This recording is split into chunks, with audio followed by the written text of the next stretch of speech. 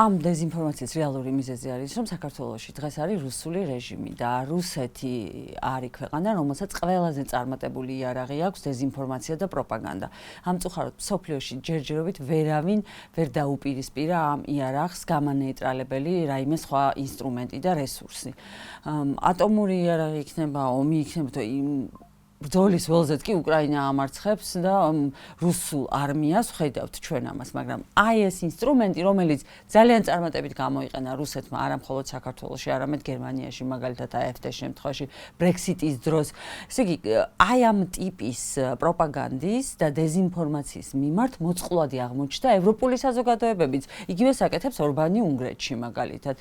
და დიდ ბრიტანეთში თუ კი მან მიაღწია იმას, რომ Brexit-ისთვის მოამზადა საზოგადოებრივი აზრი, რატომ და გაგუკვირდეს, რომ ეს ხდება საქართველოში, როდესაც რუსული რეჟიმი თავისი პროპაგანდისტული საცეცებით, სამთავრობო მედია არხებით დილიდან დაღამებამდე გაშავების და ტყუილის კამპანიას რაც თავია. გაშავება ერთია, მაგრამ აბსოლუტური ტყუილების მოგონებაშია ჩართული და როგორ შეიძლება შეერთებულ შტატებთან ურთიერთობა მოწესრიგდეს, როდესაც დილიდან დაღამებამდე აგინებდნენ დიპლომატებს, ბოლოს გავიხსენებ სუსის შემთხვევას, მამუკა მდინარაძემ ტაილანდიდან გადატრიალებას აწყობდნენო და სახელმწიფო დეპარტამენტმა დაიბარა ელჩი ტალიაშვილი და ახსნა განმარტება მოთხოვეს ამის გამო და რატომღაც ისინი მიიჩნევენ ოცნების წევრები, რომ თუ კი დაარტყამენ სახელმწიფო დეპარტამენტს, ეს არ ნიშნავს, რომ ტრამპის ადმინისტრაციას უპირისპირდებიან და სახელმწიფო დეპარტამენტის ხელმძღვანელი, ანუ სახელმწიფო მდივანი მარკო რუბიო არის ტრამპის უსაფრთხოების მრჩეველიც ამავდროულად, თეთრი სახლის მაღალჩინოსანია, ტრამპის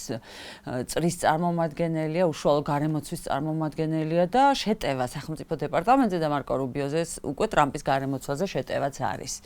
და მე მგონი ამას ქართული ოცნება ძალიან კარგად ხედავს და უბრალოდ ისინი შეგნებულად აკეთებენ ამ ყველაფერს, მაგრამ ფაქტია, რომ ჩვენ ვხედავთ, დღეს რაც ვხედავთ სოფლიოში, ყველაზე ტოტალიტარული რეჟიმებიც კი ახერხებენ ტრამპთან საერთო ენის გამონახვას.